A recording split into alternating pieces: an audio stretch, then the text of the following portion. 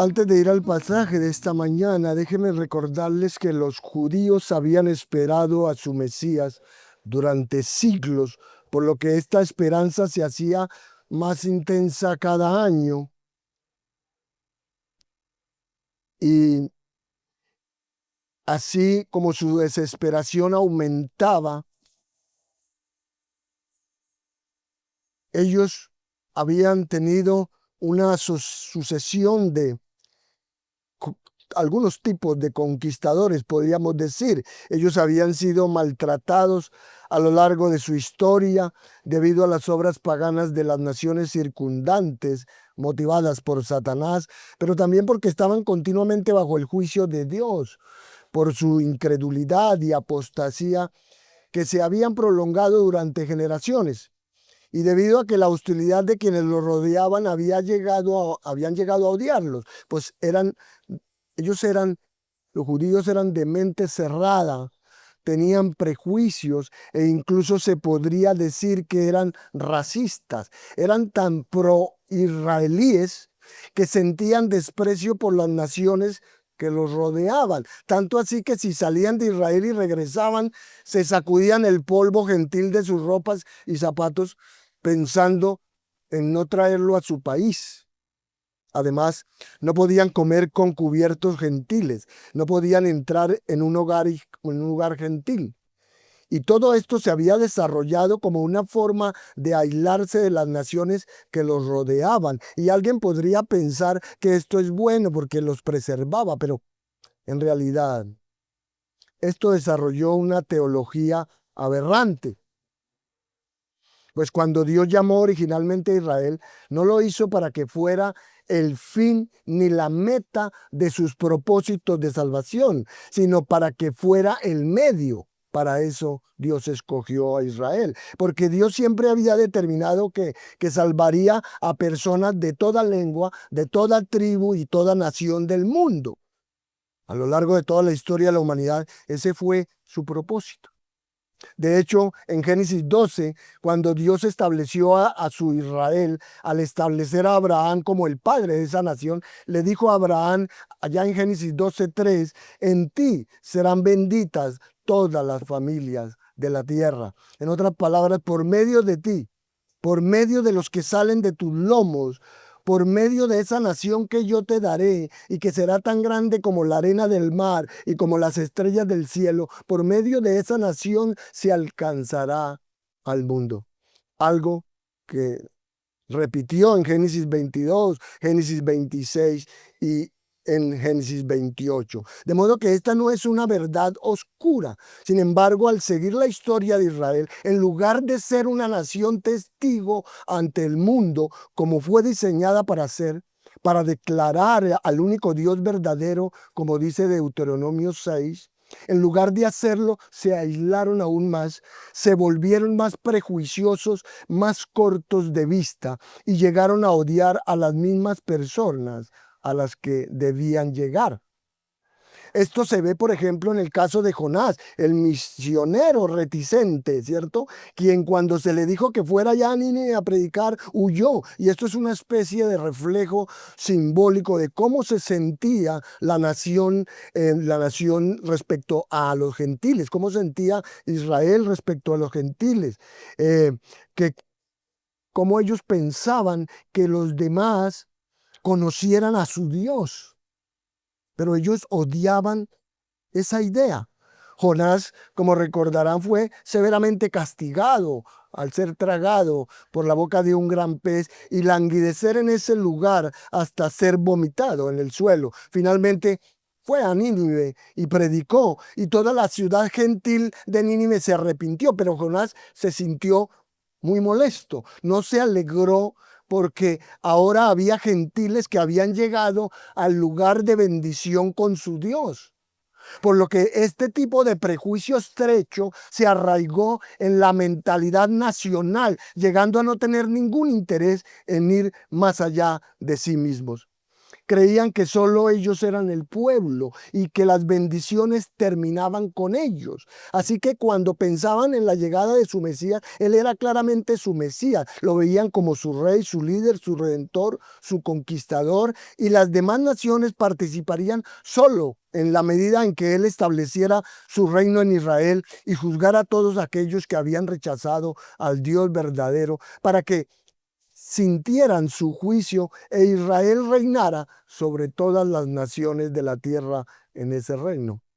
Eso es lo que creían que se le prometió a Abraham y que se reiteró muchas veces en el pacto abrahámico. Creían lo que se le prometió de nuevo a David, que el Mesías sería hijo de David y que gobernaría el mundo entero. Entonces odiaban a las naciones que los rodeaban, incluso odiaban a los samaritanos, esa raza mestiza, un pueblo que se desarrolló a partir de judíos que se casaron con gentiles.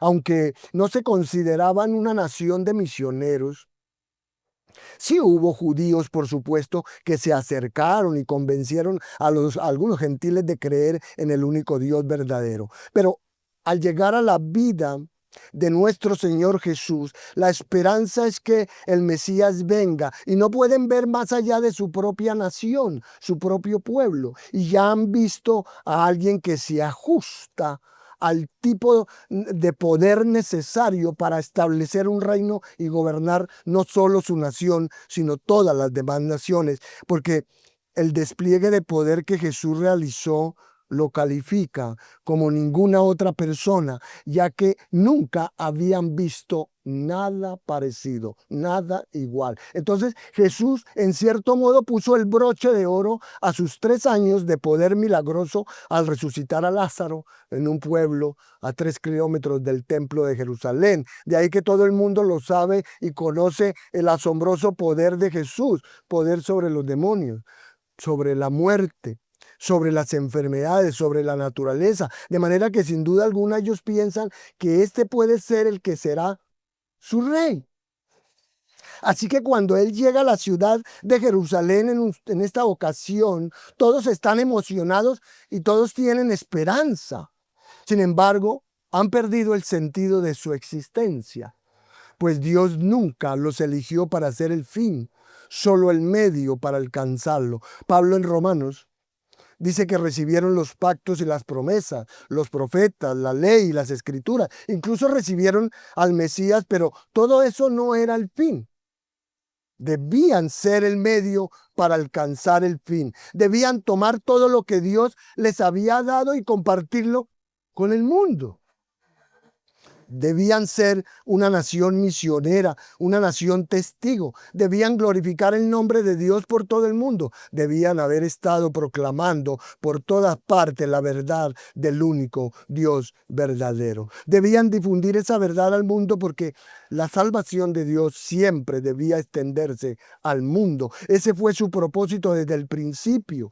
Como dije, debían ser un pueblo por medio del cual todas las naciones de la tierra serían bendecidas, pero Israel se había apartado de eso hacía mucho tiempo, si es que alguna vez se acercaron a obedecerlo. Pues ellos se habían aferrado a sus prejuicios nacionales y solo sentían desprecio, como decimos, por otros pueblos. El orgullo nacional, el aislamiento nacional y la desobediencia nacional los definían literalmente, de modo que cuando el Señor vino al mundo, Él tuvo que venir primero a ellos y llamarlos al arrepentimiento porque se habían apartado de Dios y lo habían rechazado.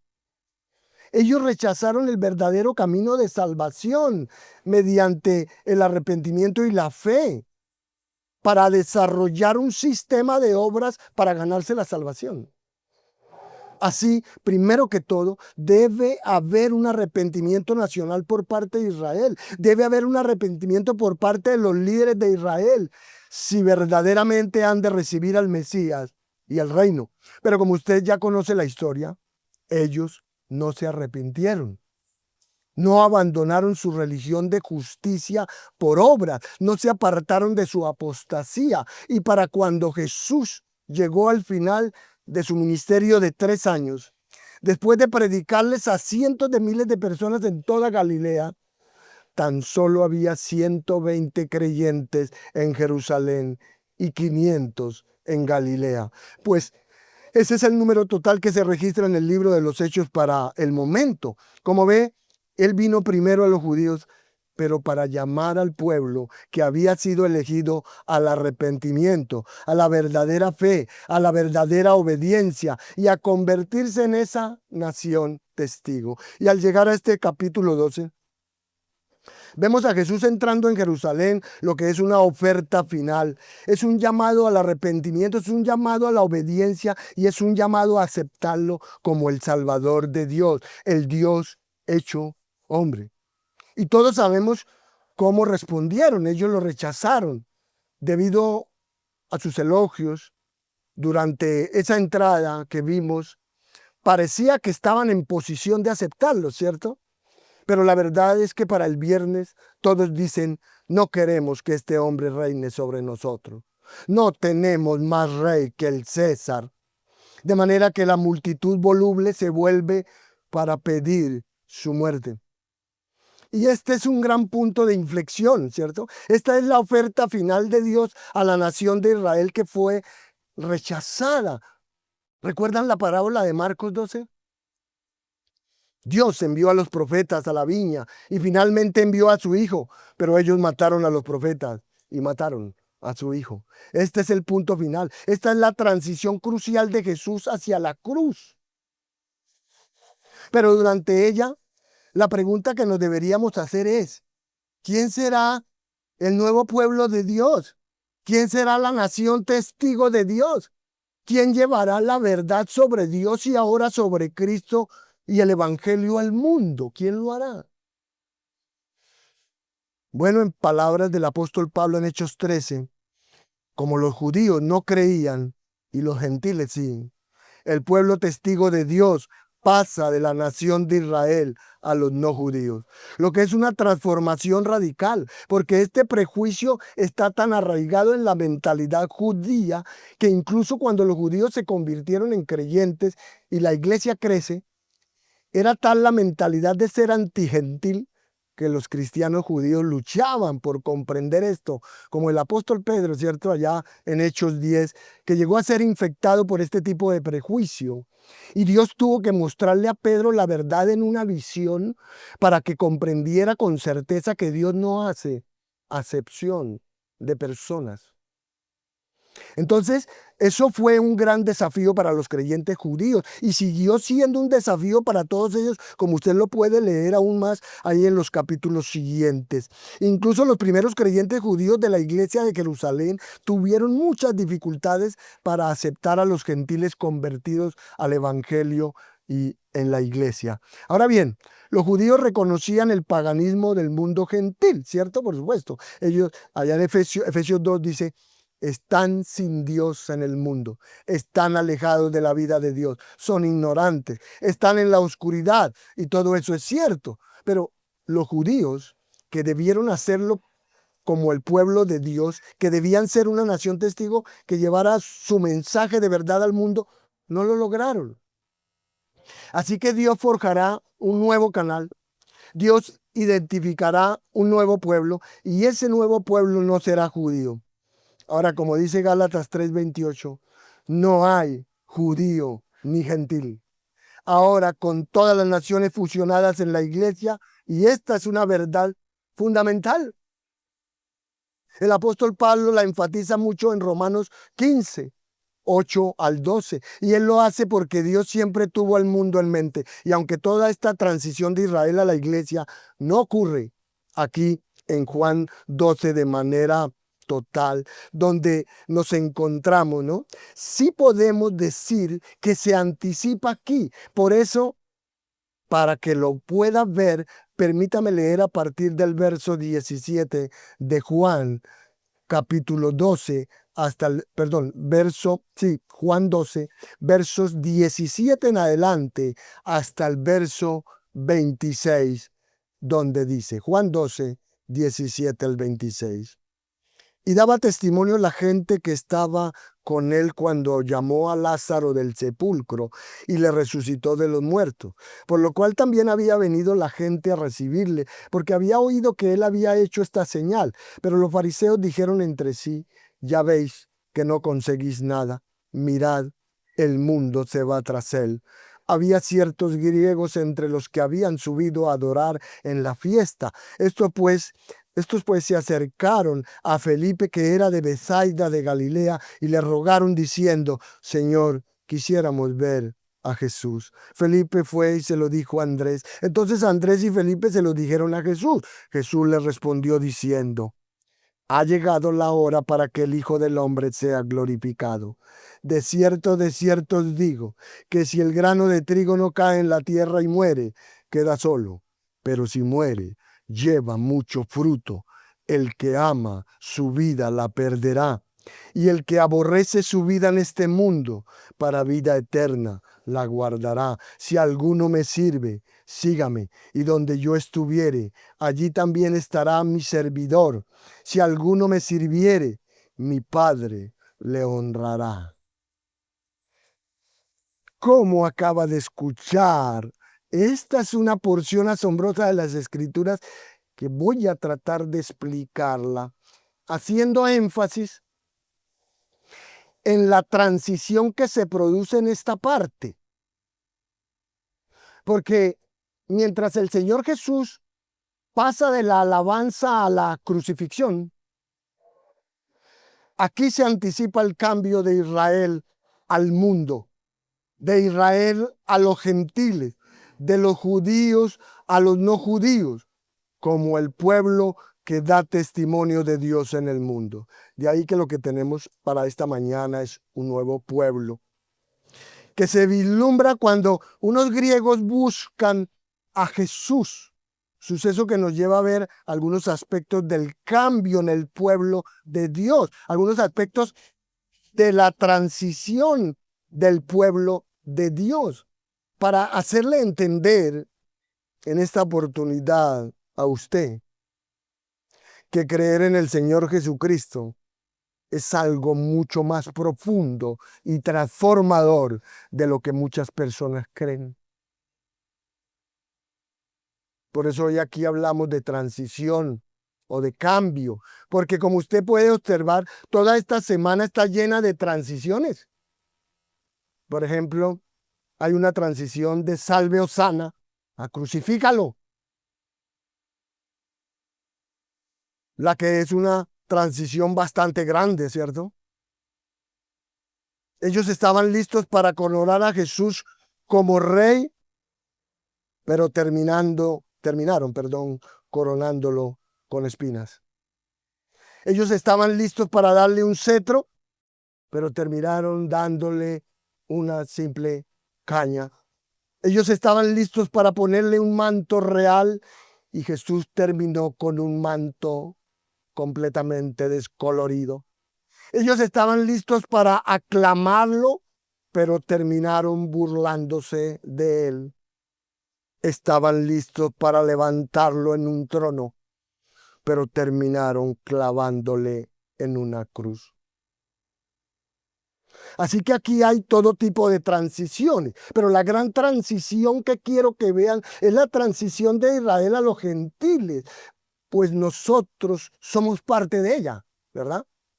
Nosotros ahora somos el pueblo de Dios, somos testigos en el mundo y estamos compuestos por todas las naciones, por judíos y gentiles, sin parcialidad ni discriminación. Entonces, en esta parte nos encontramos muy cerca de la cruz de Cristo en nuestro estudio del Evangelio de Juan. Así que aquí estamos examinando la historia de la vida de nuestro Señor que Juan nos describe y hemos llegado a esa última semana de su vida en Jerusalén, en los alrededores del templo, camino a la cruz el viernes. Ya vimos que el día anterior a la entrada de Jesús en Jerusalén, él había estado con sus amigos María, Marta y Lázaro en una cena en casa de un leproso llamado Simón, al que había purificado. Luego el lunes, como recordarán, salió de Betania y se dirigió a la ciudad montado en un burrito, donde la multitud se reunió con él cuando llegó a la ciudad. Este es el año 30 después de Cristo.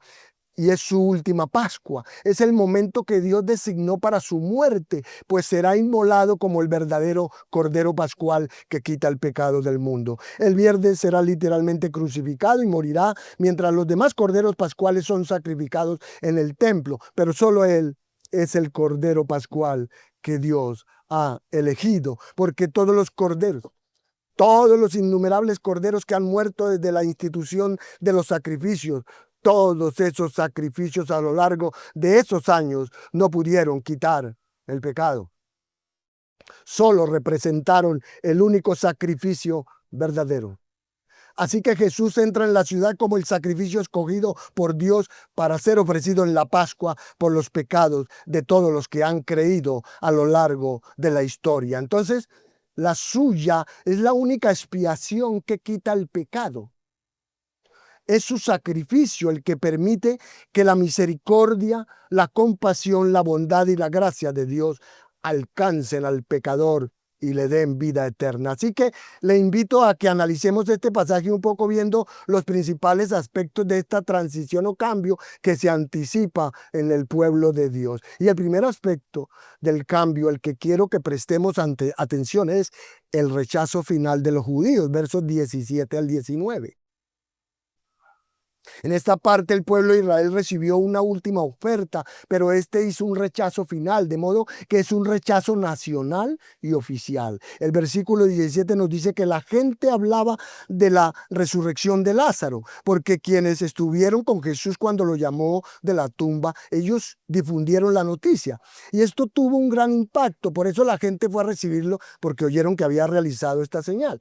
Así que esta multitud llegó a Betania, estuvieron allí el día anterior, el domingo, y llegaron a la ciudad con él desde Betania el lunes por la mañana, cuando él entró. Así que cientos de miles de personas en la ciudad habían oído hablar de esto. Entonces, las dos multitudes se unieron aplastándolo en el medio, y ese fue el evento de la entrada triunfal.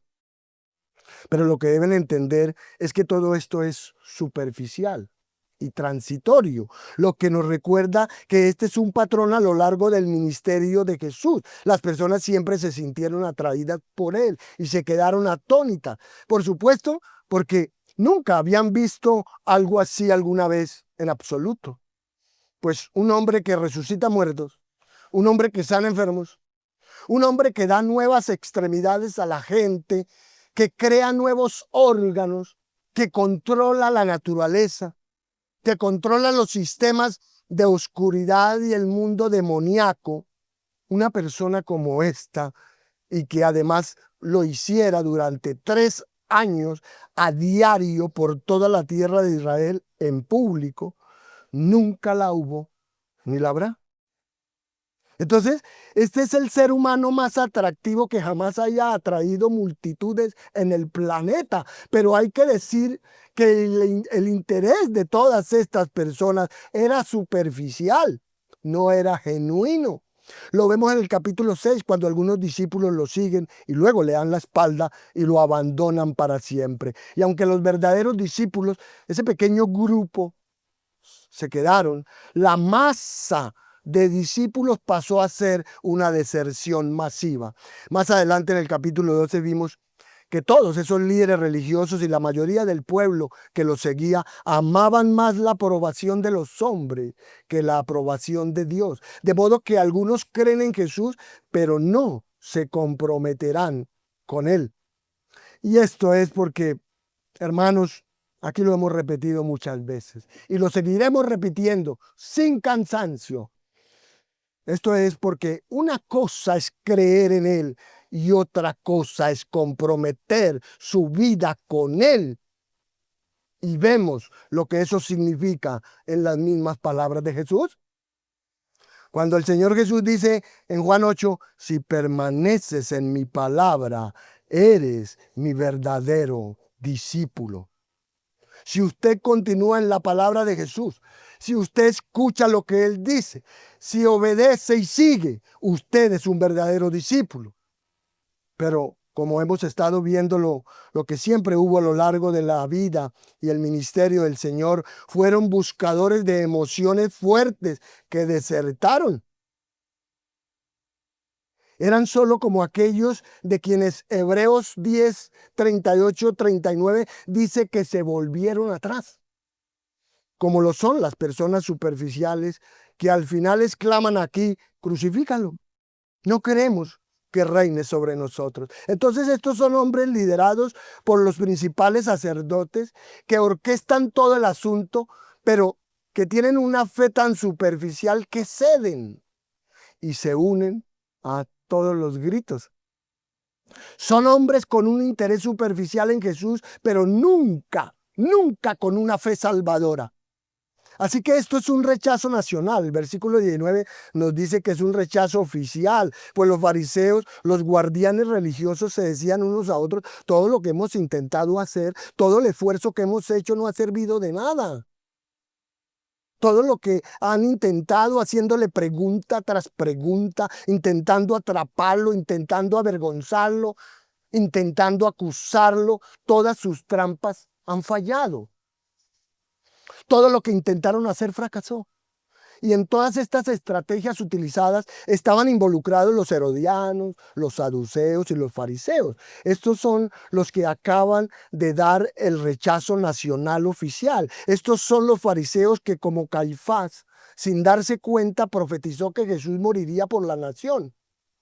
Y aquí estos lo hacen también al decir, mira, el mundo lo ha seguido. Pues dan una profecía de la iglesia. Una declaración asombrosa. Por supuesto, decir que el mundo fue tras él es una exageración de su parte, porque el mundo fuera de Israel ni siquiera lo conocía. Pero desde su perspectiva están hablando sin duda de su pueblo con algo de exageración. Y a pesar de no saber lo que decían, ¿no? Que ellos no entendían, no comprendían lo que decían, en un sentido sí es verdad que el mundo está a punto de seguirlo. Y ese es el punto. Él ahora tendrá un pueblo que testificará y llevará el evangelio al mundo. ¿Recuerdan la gran comisión? Dice, vayan por todo el mundo y prediquen el evangelio. ¿Y se cumplió? Ellos no pudieron disuadir a Jesús y mucho menos detener el plan de Dios. Así que no importaba la estrategia, las preguntas, las confrontaciones, los intentos de arresto y todo lo que hicieran, pues ellos estaban limitados por algo que no entendían. Pero ahora es su momento y ahora Él actuará, ahora Dios actuará a través de su rechazo para llevar el evangelio al mundo y traerlo a Cristo. Dios actuará a través de su rechazo. Como comprenderá, Dios no alcanzó al mundo mediante la obediencia de los judíos. Podemos decir, Dios alcanzó al mundo mediante la desobediencia de los judíos. Y Él es el que está al mando.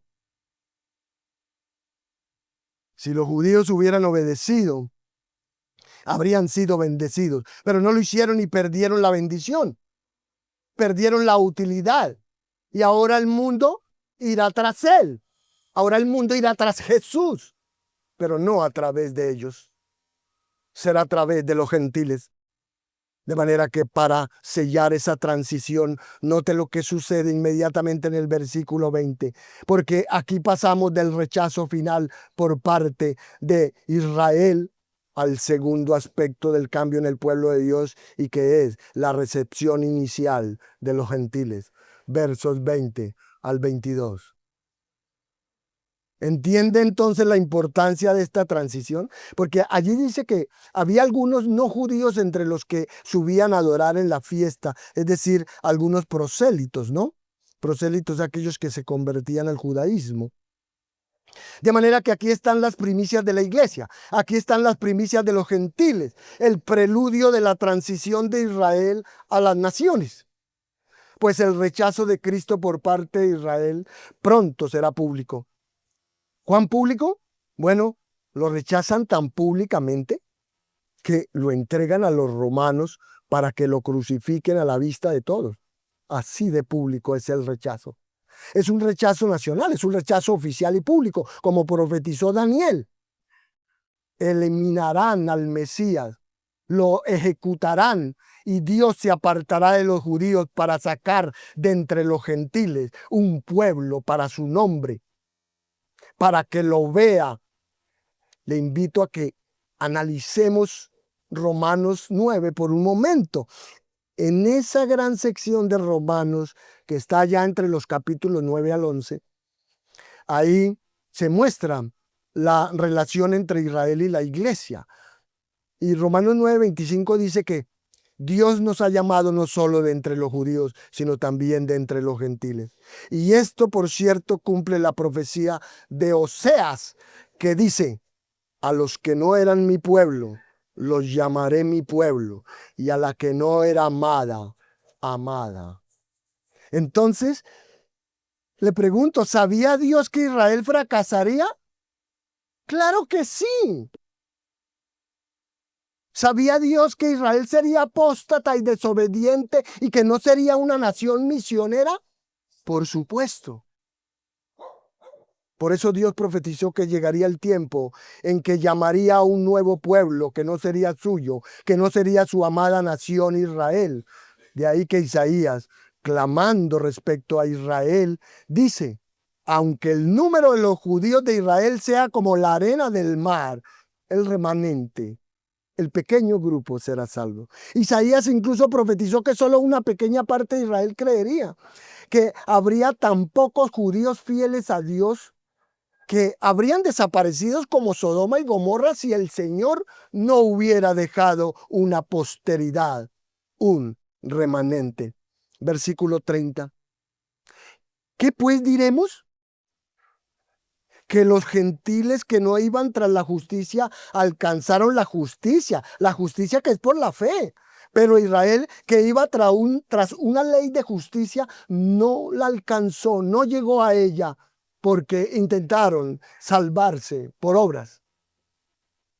Así, el Mesías, versículo 33, se convirtió en piedra de tropiezo y roca de escándalo. Entonces Israel es desechado, hermanos, aquí. Dios se apartó de Israel que rechazaba. Dios se apartó del Israel apóstata, del Israel desobediente e incrédulo, porque su plan siempre fue el mundo. De hecho, en Juan 4, Jesús se reveló por primera vez como Mesías. ¿A quién? A una mujer samaritana. Ni siquiera una judía. En Juan 10, cuando hablaba de ser el buen pastor, dijo: tengo ovejas de otro rebaño, refiriéndose a los gentiles. En el capítulo 11, el versículo 52, Jesús dice que morirá por la nación, pero no solo por la nación de Israel, sino para reunir en uno a los hijos de Dios que están dispersos. Entonces su plan siempre fue reunir a sus elegidos de toda lengua, tribu y nación. Así que aquí tenemos la recepción inicial, ya que estos griegos, estos gentiles se encuentran entre los que suben a adorar a la fiesta. Son como el eunuco etíope de Hechos 8, ¿se acuerdan? Que vino a adorar porque era prosélito del judaísmo, y puede que vinieran de Galilea estas personas que llegaron aquí. Sería una buena suposición. ¿Por qué? Porque buscaron a Felipe. Y aunque no lo sabemos con seguridad, podría haber algunas razones. Felipe era de Betsaida de Galilea. Había muchos más gentiles en Galilea que en Judea. Entre Judea y Galilea se encontraba esa zona llamada Decápolis, compuesta por 10 ciudades que eran poblaciones gentiles. Así que hubo mucha interacción con los gentiles allá en Galilea. Es posible que conocieran a Felipe por sus negocios, por sus actividades allá. Por cierto, Felipe y Andrés son nombres griegos, además, no hebreos. Así que tal vez existía cierta familiaridad. No lo sabemos con certeza, pero aquí tenemos un nuevo día. Aquí tenemos el amanecer de una nueva era. Aquí tenemos a gentiles buscando a Jesús. Gentiles buscando a Jesús. Estos acudieron a Felipe y comenzaron a pedirle que querían ver a Jesús. Dijeron: queremos ver a Jesús. Ahora, ¿qué le dice eso a usted? Bueno, aquí sería importante recordar que en el templo había un patio para los gentiles, ¿cierto? El patio de los gentiles era el patio exterior, de afuera. Luego estaba el patio de las mujeres y después estaba el patio interior. es razonable pensar que Jesús podría haber estado en el patio interior. Y como los gentiles no podían pasar del patio exterior, como no podían entrar, necesitaban que alguien concertara un encuentro con Jesús. Pues inmediatamente de lo que, pero perdón, independientemente de lo que hubieran hecho, oído, escuchado acerca de Jesús, a ellos les fascinaba saber más. Ellos querían saber más. Quizás conocían lo que dice Ageo 2:7, ¿cierto?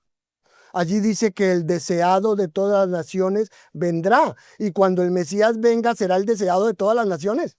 Así que aquí hay algunos no judíos que desean conocerlo, quieren una entrevista, lo que es un indicio del despertar de la conciencia de que Jesús estaba a punto de ser conocido como el Salvador de los gentiles.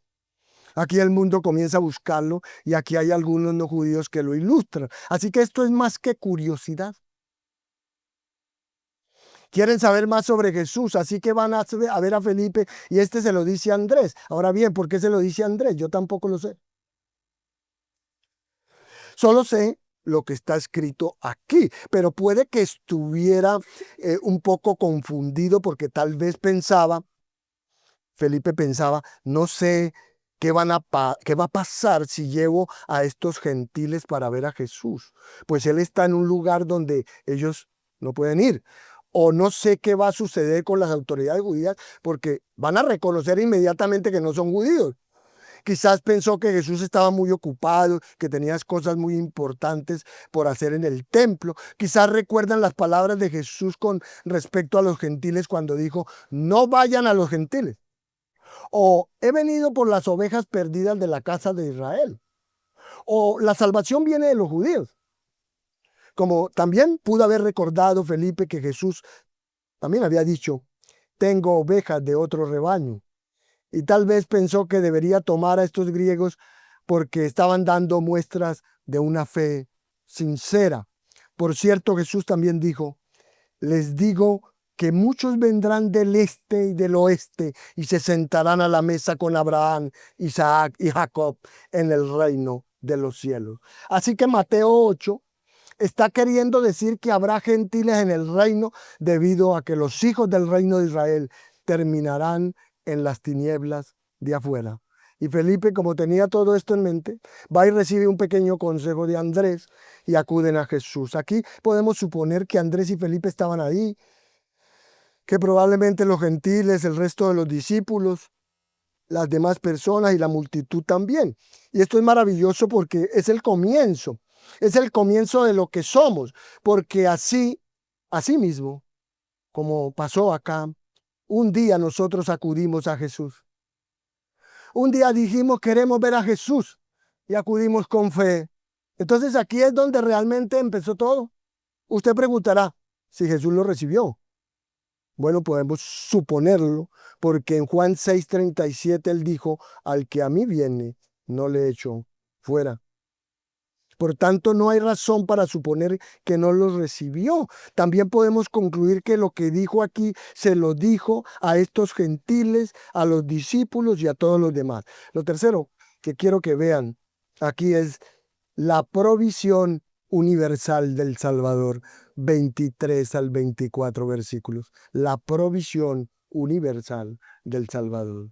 La verdad que estos gentiles se convierten en una especie de primicias de la cosecha mundial venidera. Ellos son el mundo que va tras él. Pero quiero que vean lo que dice nuestro Señor. Esto es muy poderoso. Esta es la provisión universal de Jesús. Él dijo, ha llegado la hora para que el Hijo del Hombre sea glorificado. Y pienso que eso pudo haber hecho estallar los corazones de todos, porque eso era exactamente lo que querían oír. Porque, mire, la frase Hijo del Hombre es un término mesiánico que se encuentra en Daniel 7. Y los primeros versículos de Daniel 7 identifican a todos los poderes del mundo, a todas las grandes naciones como Babilonia, Medo-Persia, todas las grandes potencias del mundo, mostrando ahí cuán corruptos son, cuán bestiales eran. Estas están representados en una imagen bestial. De repente, en la escena, en esta visión de Daniel 7, aparece ¿quién? El Hijo del Hombre. el que tiene el poder, dominio y autoridad para aplastar a todos sus enemigos y establecer su reino. Así que cuando Jesús dijo, Hijo del Hombre, añadiendo que será glorificado en su reino y establecerá por los siglos, y lo establecerá por los siglos de los siglos, eso es Daniel 7.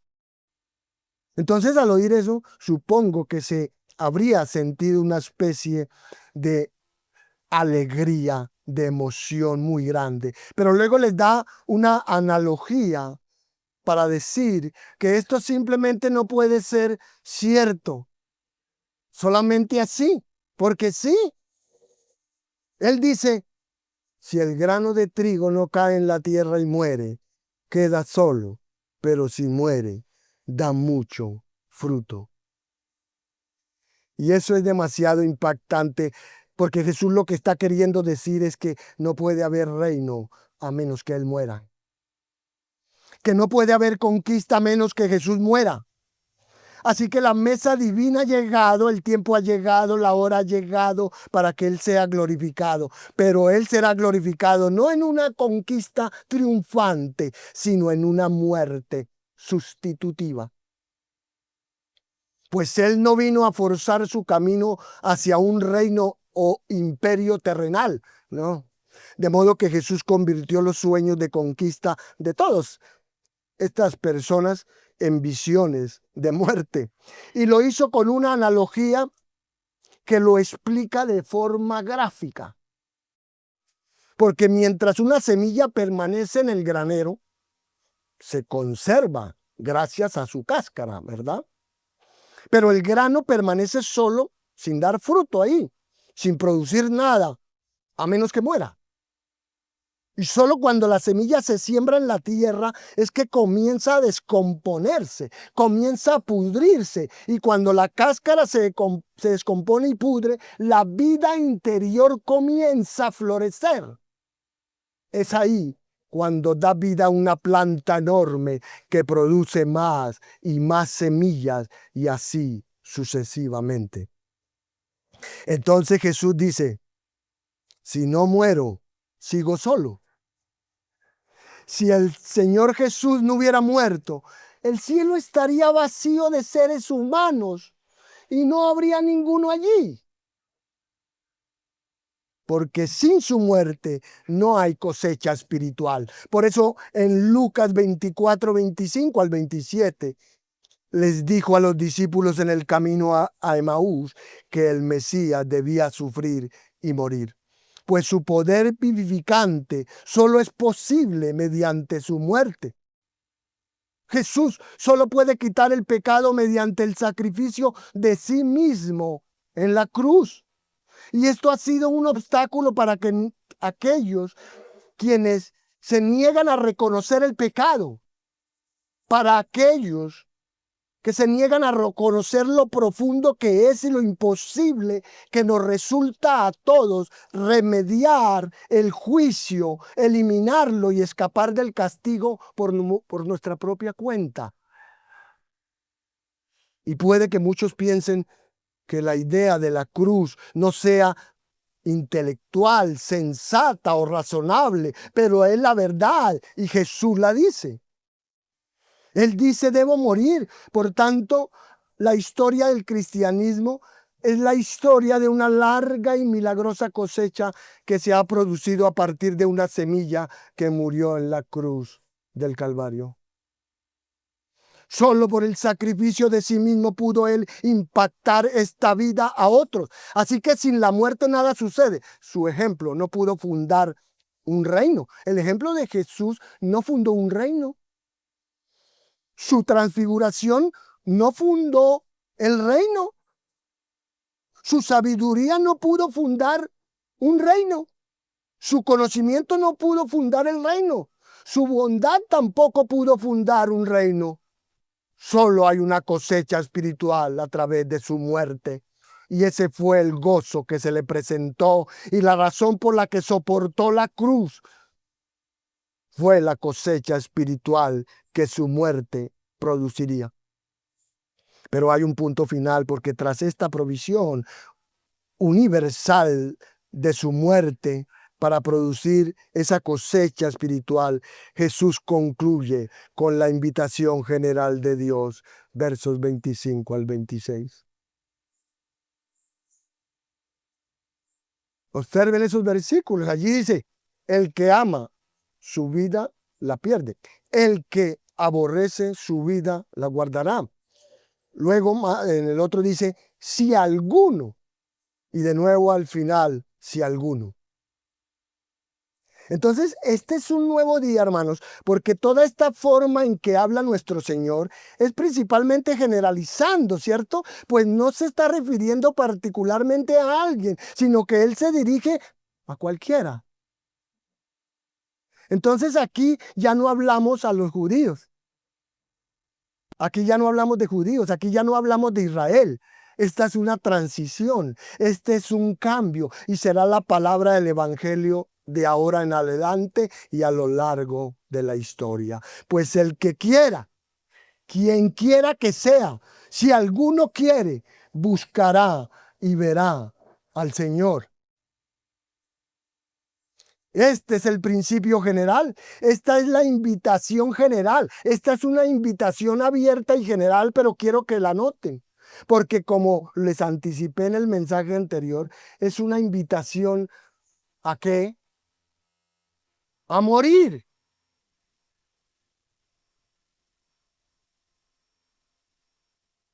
Si usted ama la vida que tiene, la pierde para siempre. Si usted odia la vida en este mundo, si odia lo que es su vida llena de pecado, egocentrismo, impiedad y desesperanza, si usted odia eso y quiere abandonarlo, recibirá la vida eterna. Entonces, no se trata simplemente de creer que Jesús es o que Jesús es quien dijo ser e hizo lo que hizo.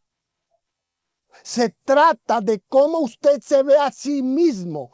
Eso es lo que marca la diferencia y es por eso que hubo tantos falsos conversos y es por eso que hay tantos falsos cristianos llenando lugares llamados iglesia.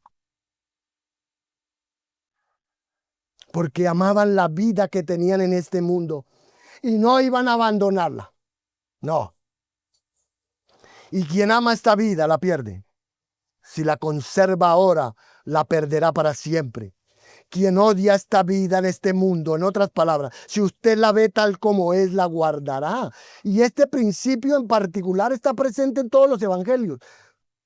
Si alguno quiere venir en pos de mí, ¿qué debe hacer? Niéguese a sí mismo, tome su cruz y sígame. Odia a su padre, odia a su madre, ¿sí?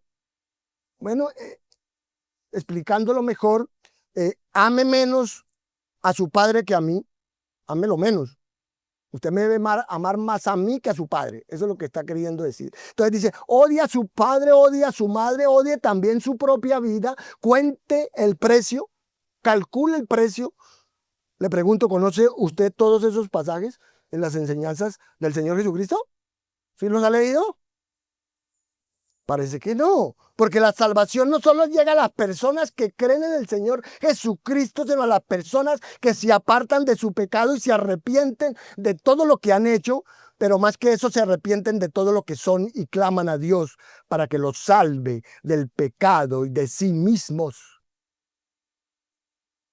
Y contar el costo, calcular el costo, implica odiar su vida en este mundo, renunciar a su vida y seguir a Cristo. Pero, ¿qué obtiene de eso? ¿Cuál es el beneficio de esto? Es vida eterna. Vida en toda su plenitud eternamente para siempre. ¿Dónde? Donde Jesús está. Allí estará su siervo. ¿Dónde está Él? Bueno, Él ascendió al cielo a la diestra del Padre, le recuerdo. Él está en las glorias eternas que Dios ha preparado. Está en el tipo de cosas que ni siquiera podemos comprender nosotros. Él está en todo lo bendito, todo lo glorioso. Y una cosa más, el Padre lo honrará a usted. ¿Entiende eso? Esta es la invitación general. Usted odia su vida, abandona su vida con todo su pecado y justicia propia, con todas sus ambiciones personales, metas, objetivos, sigue a Cristo y se niega a sí mismo. Y si es necesario, enfrenta la muerte. porque el valor es tan inmenso que ningún precio sería demasiado alto. ¿Cuál es el valor? Vida eterna. Vida eterna en el lugar donde está Cristo y Dios honrándole por siempre. ¿Qué cosa tan asombrosa es eso que dice ahí? ¿Dios honrándome? ¿Dios honrándole a usted por siempre? Eso es algo inimaginable. Eso es algo absolutamente incomprensible. Entonces, yo pregunto, ¿cuál es el necio que diría no a eso para aferrarse a las cenizas de esta pobre vida terrenal? ¿Cuál es el necio? Así que esta es una transición increíble, porque hemos pasado de un rechazo final por parte de Israel a una recepción inicial por parte de un pequeño grupo de gentiles, lo cual simboliza lo que está por venir. El mundo ha comenzado a seguirlo y para eso ha habido una provisión universal del Salvador. Su muerte da vida a todos los que crean a todos los que crean la invitación general del Señor. La invitación es que quien aborrece esta vida y anhela todo lo que Dios ha preparado en la vida venidera puede venir y seguirlo y el Padre lo honrará por los siglos de los siglos. No obstante, debe saber que Dios no ha terminado con Israel, ¿no? No vaya a pensar eso. Dios no ha terminado con Israel. Los judíos siguen vivos porque el plan no se ha cumplido. El Señor lo reintroducirá en la bendición en el futuro, en el tiempo de la tribulación. Y eso es Romanos 11, pero eso es para otro momento. Ahora, para ser honesto, creo que hay ciertas partes de las Escrituras que al leerlas me impactan muchísimo más que otras. Es como si hicieran que me detuviera en seco porque me hacen pensar mucho. Y creo que el versículo 24 en este pasaje es uno de esos. Pues dice, los recuerdos, si el grano de trigo no cae en la tierra y muere, queda solo, pero si muere, lleva mucho fruto. Así que este versículo probablemente es uno que me ha hecho sentir muy incómodo, como lo han sido otros textos de la Biblia a lo largo de los años. Y obviamente hay una razón por la que me confronta y me desafía. Y alguien dirá, perdón, alguien dirá, pero tranquilo, pastor, no se preocupe, hermano, no se alarme. Es Jesús simplemente el que está hablando de sí mismo. Pero déjeme decirle que no es fácil hacer eso. Tal vez podamos esquivarlo por un momento, pero no podemos alejarnos de él porque nos convence realmente.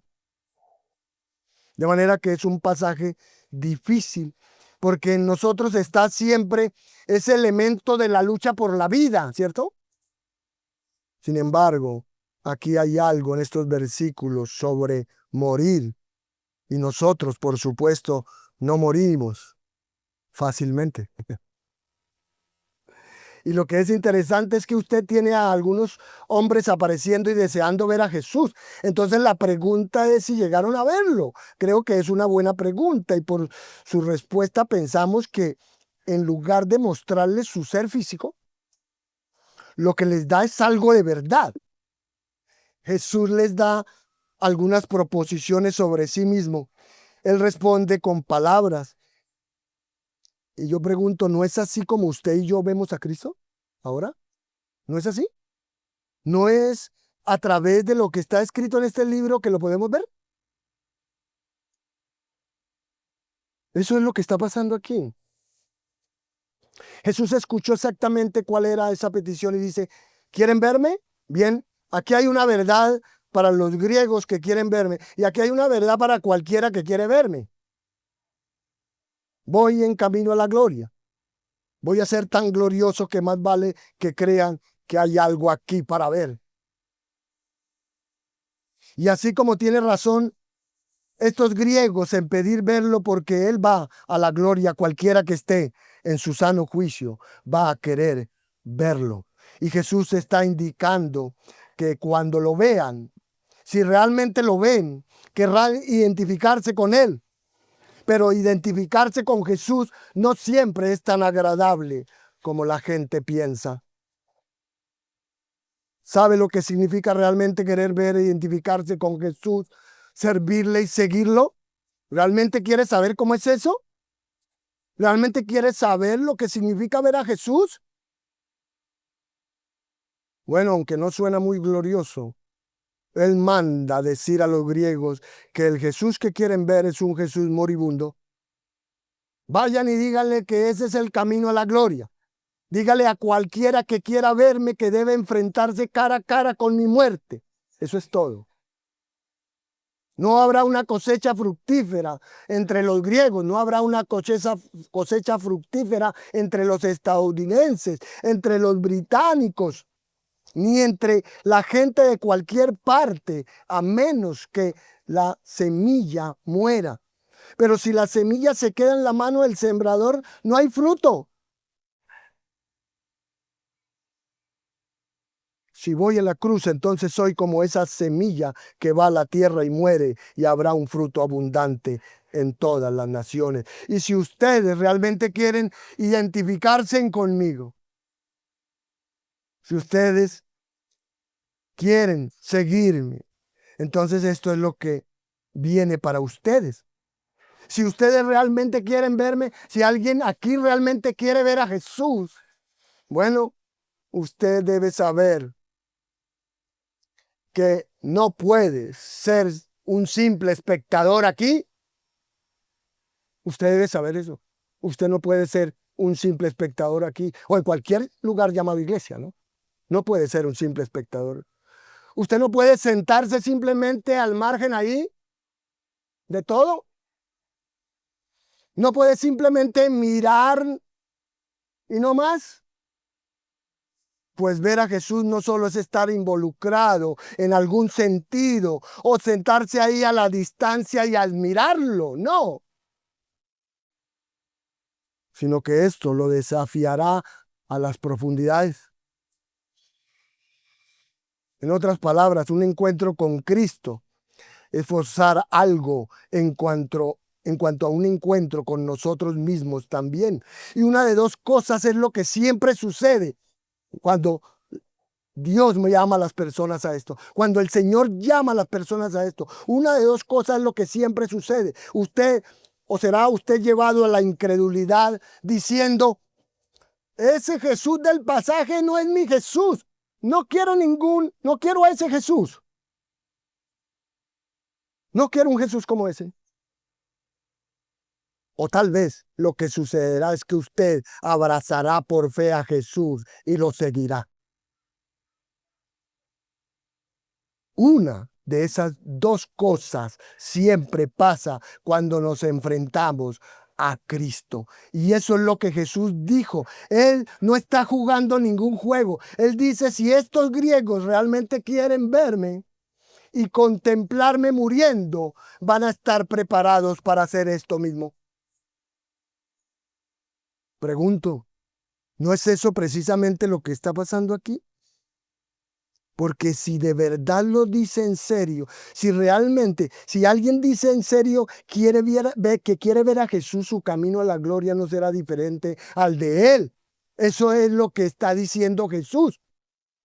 Su camino a la vida eterna no va a ser diferente al de Jesús.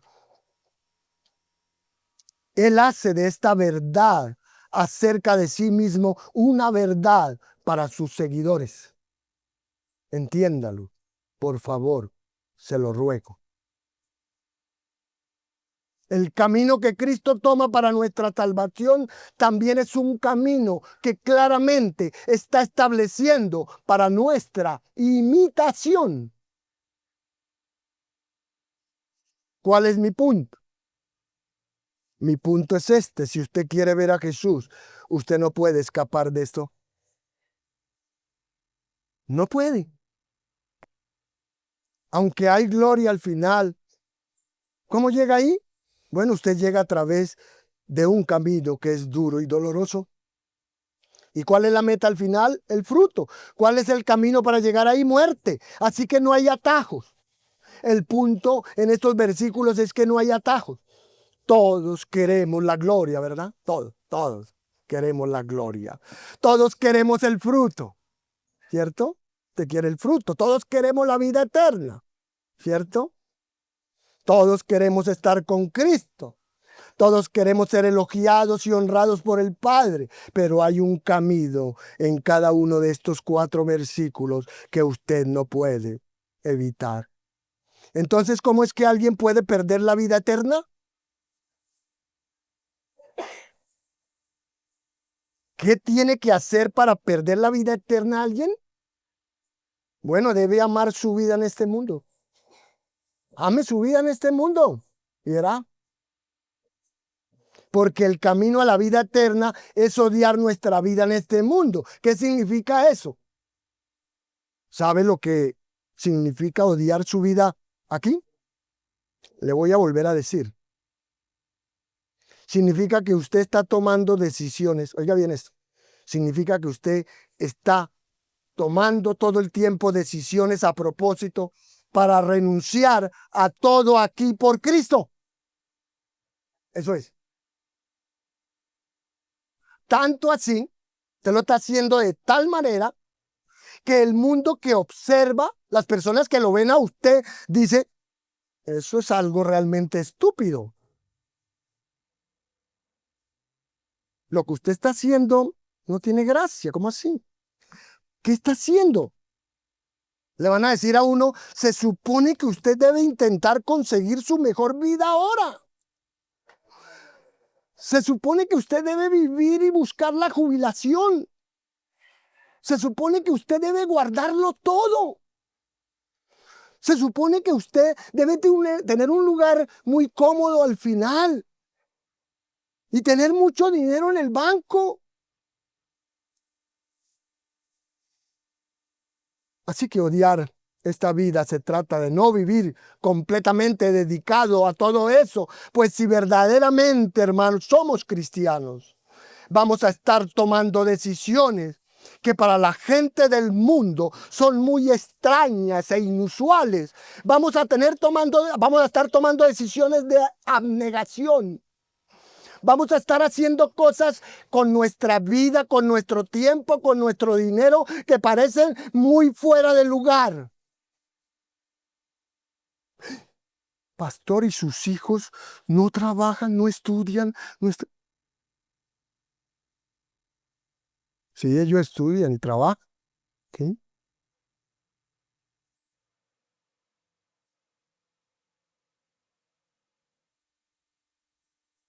Pero nosotros, los que hacemos por Cristo, hacemos todo por Cristo, es porque Él lo vale todo.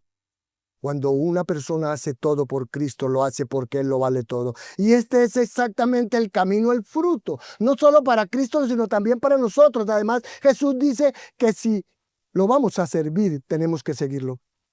Porque usted no puede servir a Jesús fuera del camino que Él caminó.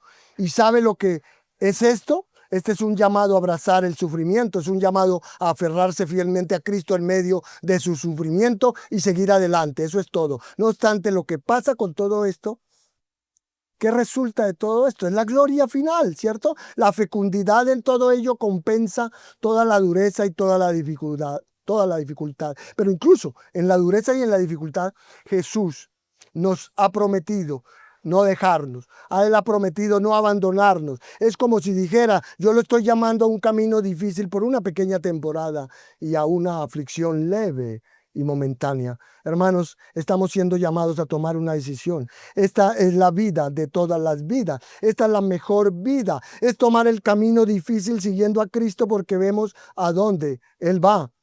Eso es lo que Jesús tiene que decir a estos griegos y nos dice ahora a nosotros.